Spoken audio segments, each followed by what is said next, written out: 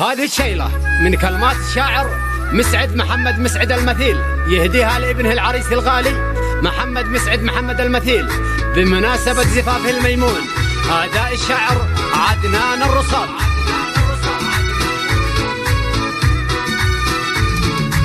مبروك مليار يتكرر ما غرد الطير بالحانه، مرتاح من روعة المنظر والنفس بالعرس فرحانه. لجل الحري وهاجس بادر يكتب حروفه وقيفانه، بارك في الحفل والمسمر شيلة عرس نجم عرسانه.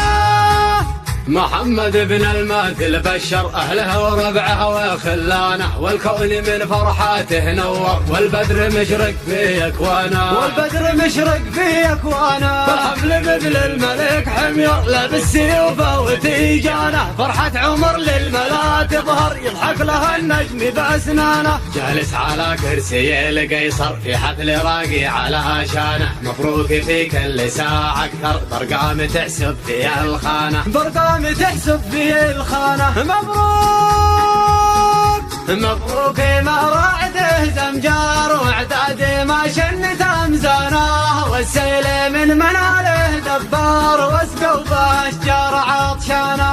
يملى اليمن بحرها والبار وقصر غمدان واركانه، وضيفنا ذيبهم من فخار والنفس بالناس طربانه. الجديد حاضر المحضار يرحب على الراس وعيانه، يسلم ويشكر ولا جهشار يعزه الله ولا هانا. نهدي له العطر يتعطر والورد والفل بالوانه، كادي وعوده وغصن اخبارهم نبض قلبي وشريانه.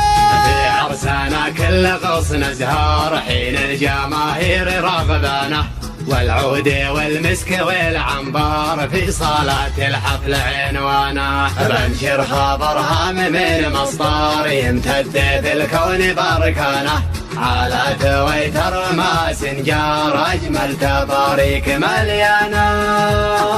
وبحمد الله واتشكر الحمد لله سبحانه، وختمها المصطفى يذكر ذي خصها الله بقرآن.